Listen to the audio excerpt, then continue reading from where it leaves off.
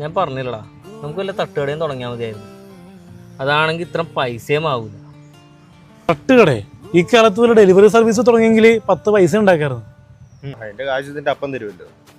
നേരത്തെ എന്റെ വീട്ടിൽ നിന്നാണ് 5 പൈസ കിട്ടത്തില്ല. എന്റെ കയ്യിലാണെങ്കിൽ 1 രൂപ എടുക്കാനില്ല.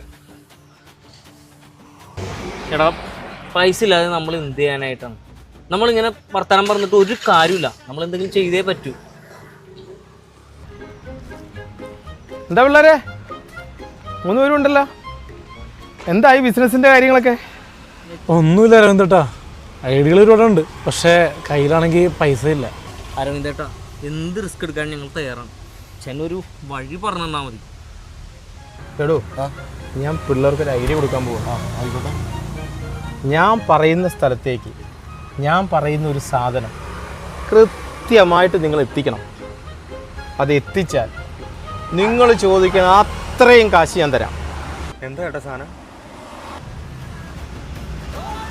ഗോൾഡാണ് മോനെ, തനി തങ്കം.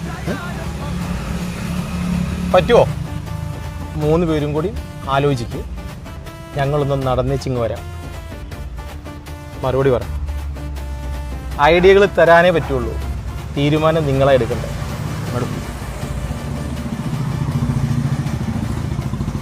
പിള്ളേർക്ക് നല്ല ഐഡിയ കൊടുത്തിട്ട് വരില്ലേ, നമുക്ക് നോക്കാം. ശരത്തെ, സംഭവം സ്മഗ്ലിങ് പിടിക്കപ്പെട്ട നമ്മൾ 3 പേരും ആയുഷ്കാലമാകാത്ത. അതുകൊണ്ട് എന്തെങ്കിലും തീരുമാനം എടുക്കുന്നുണ്ടെങ്കിൽ അത് നല്ലോണം ആലോചിച്ചിട്ടായിരിക്കണം. എടാ, നമ്മളിങ്ങനെ പേടിച്ച് നിന്നിട്ട് കാര്യമില്ല. ഒരു തവണയല്ലേ. പിന്നെ അരവിന്ദേട്ടൻ നമ്മുടെ കൂടെ ഉണ്ടല്ലോ, നമ്മുടെ സകല കടവും മാറും. നമുക്ക് പുതിയൊരു ബിസിനസ്സും സ്റ്റാർട്ട് ചെയ്യാലടാ. ശരിയാ, വേറെ വഴികളില്ല നമുക്ക്. വീട്ടുകാരെ സമാനിപ്പിക്കണ്ടേ? എടാ, ഇപ്പം അരവിന്ദേട്ടൻ വരും, അപ്പം നമ്മൾ ഓക്കെ ആയിരിക്കണം. മനസ്സിലായ? ആണ്ട അവർ വരുന്നുണ്ടല്ലോ. അരവിന്ദേട്ടാ,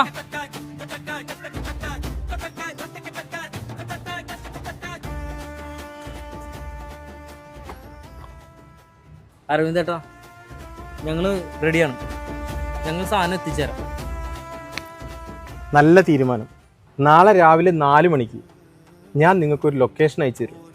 സൂക്ഷിച്ചും കണ്ടും ചെയ്യണം. പാളിപ്പോയ മൊത്തം പാളും. ഓക്കെ.